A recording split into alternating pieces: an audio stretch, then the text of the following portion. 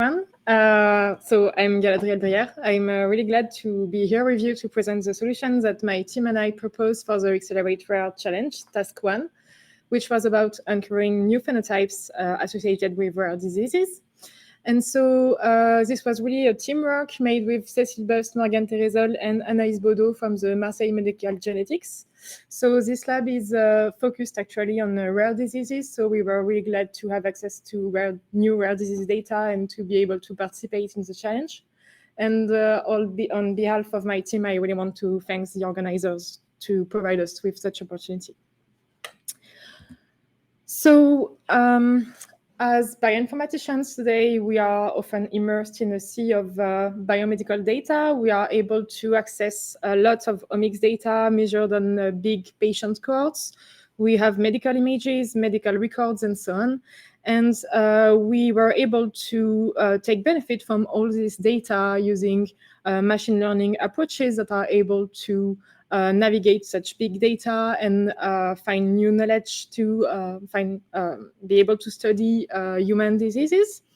But those machine learning algorithms, they are often really data intensive, which is a big challenge for rare diseases because by definition, they are rare, occurring at a rate of only one case over more than 2,000 individuals.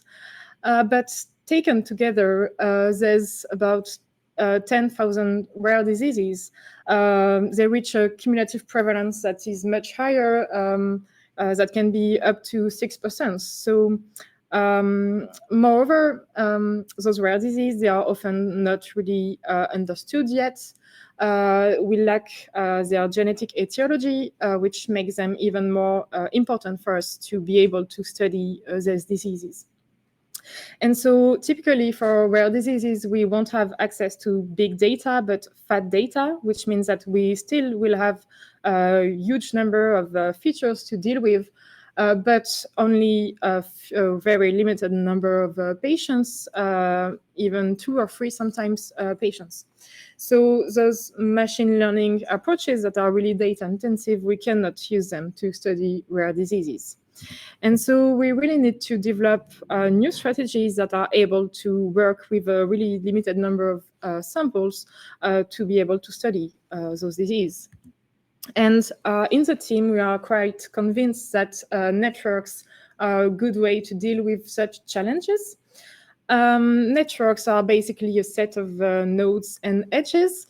And we can, so it's a very natural way to represent heterogeneous data available through omics data, imaging, and so on. They can be inferred from in-house data sets, but they can also be constructed using the prior knowledge that is available in public databases and in the literature in general. And so we can represent all these different biomedical concepts as different nodes, types of nodes in our network, and represent all their interactions between those concepts as different types of edges connecting all these. So networks are quite interpretable and intuitive. They are human readable, let's say.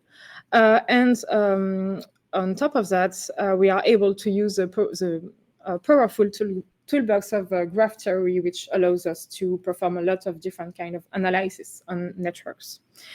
However, those biological networks, they are often really large and with many interactions, they are dense. And so we need some exploration strategies to be able to navigate and extract meaningful patterns from those intricate networks.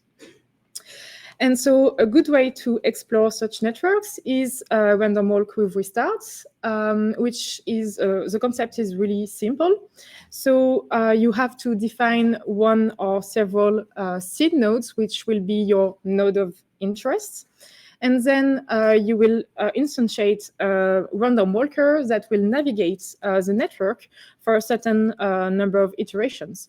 And at each iteration, the random walker, it can either go to a neighboring node using the edges that are outgoing from the seed node or the node that is at the time. So it can navigate by walking this kind of path in the networks, but also at each iteration, it can restart back to the seed node.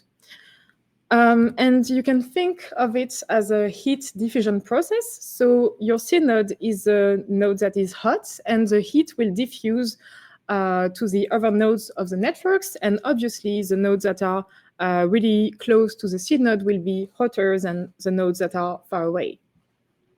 And so starting from different seeds will give you different diffusion profiles, and you can use those different diffusion profiles to get some information about the proximity of each node of the network with respect to your seed node.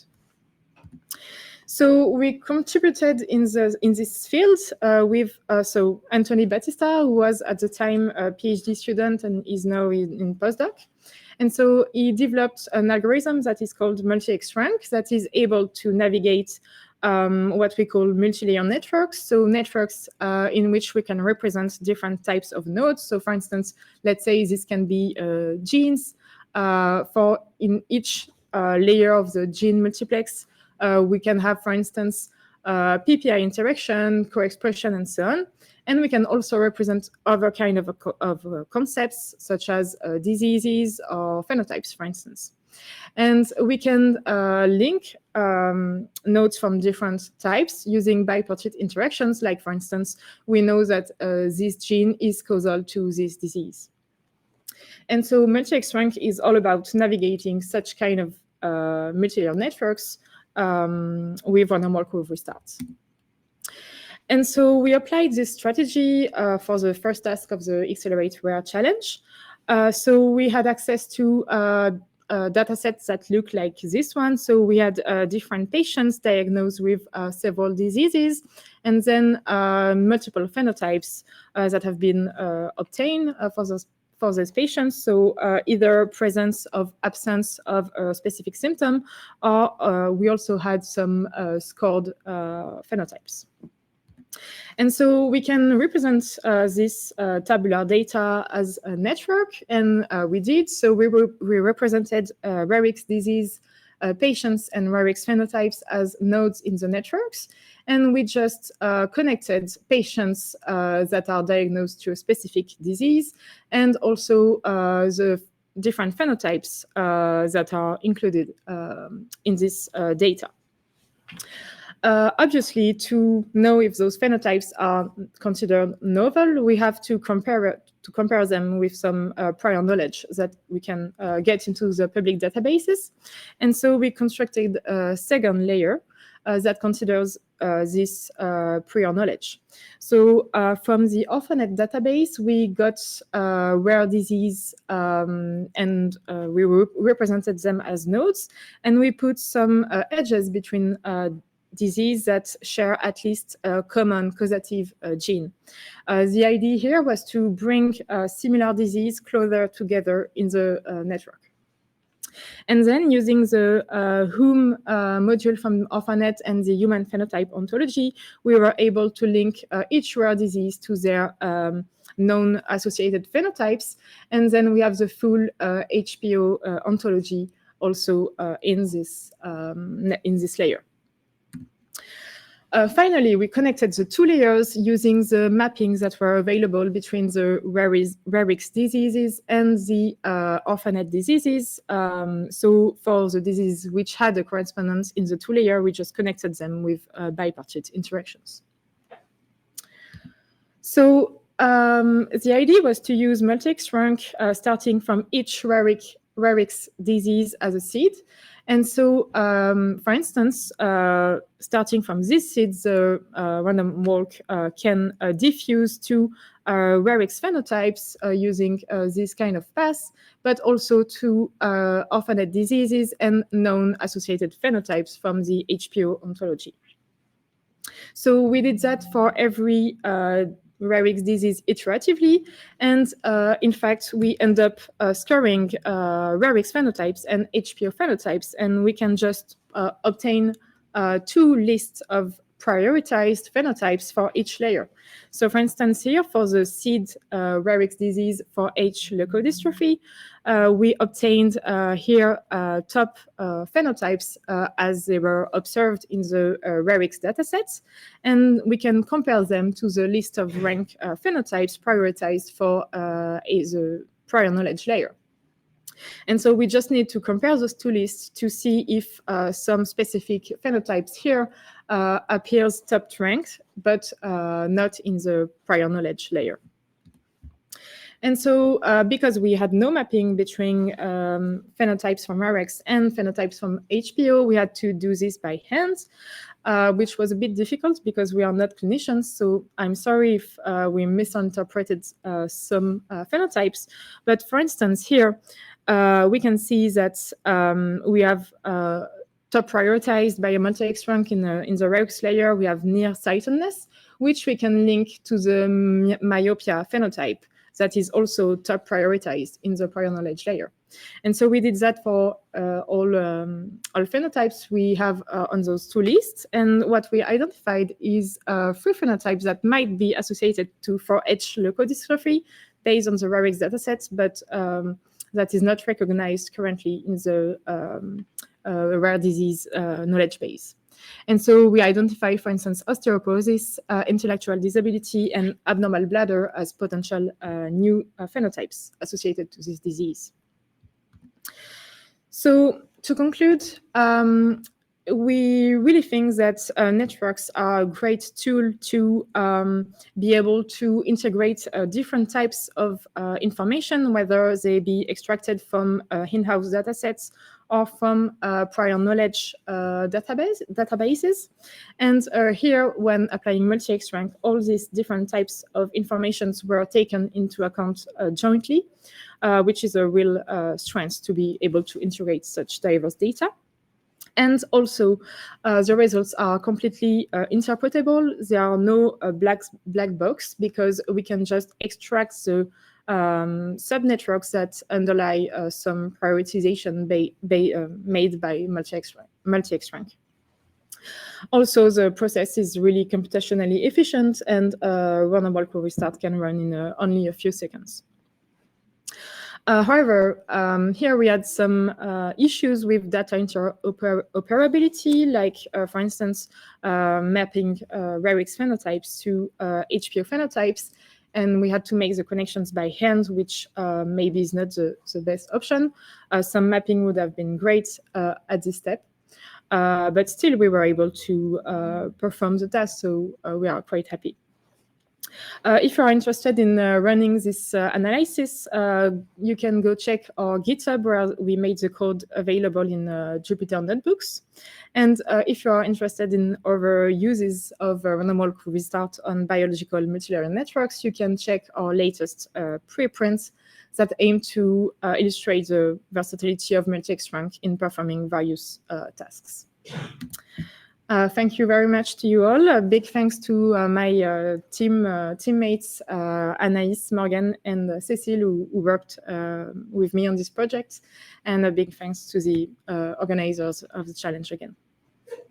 Thanks.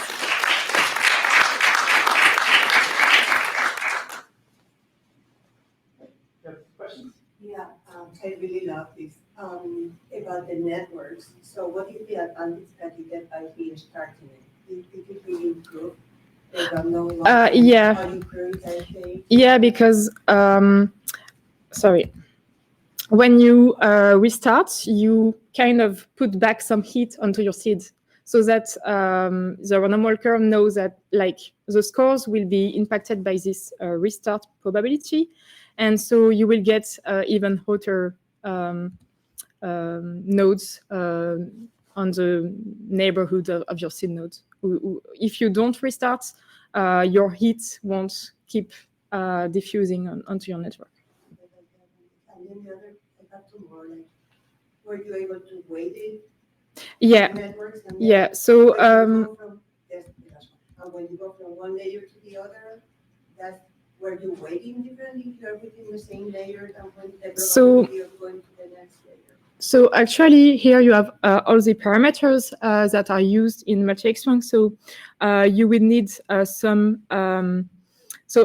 So here we only had we didn't have multiplex networks, so some of these parameters are not important. But yeah, intra-layer you have to say, okay, if you are on this node, then you have a certain probability to reach the same node, but in another layer of the same multiplex. And then you have, I think, the same probability of using either. No, you have a certain probability of staying, on the layer that you are considering, or switching to another layer. And the edges can be directed; they can be also weighted. And for instance, we weighted the edges connecting patients to phenotypes based on the frequencies for scored symptoms. Thank you. You're welcome. Yes? I have a question about sort of how all the layers scale with each other and how it connects with the data that you're using for extremely large networks and multiple layers. How does your algorithm kind of perform? Well, I think, yeah, so more is not always better. Sometimes you will add a lot of information into your network, and what we see in other kind of analysis is that sometimes it just doesn't help. But if you don't really know what is the important information, what is the not important information, I think adding them all into your network won't, I don't think it will decrease the performance of the random walker. Just maybe it won't be, maybe it doesn't need as much information, but it won't decrease your performance.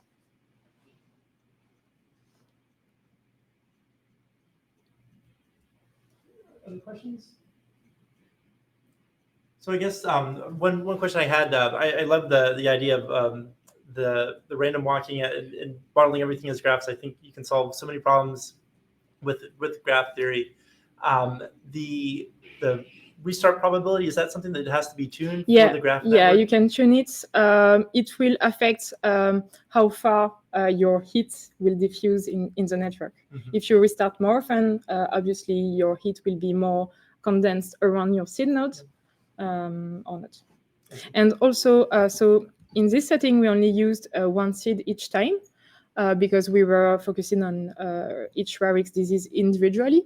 But you can also combine different seeds that can be also very far away from your network. And so you will prioritize not the neighborhood of one seed, but the common nodes connecting, for instance, your two different seeds and everything. Mm-hmm.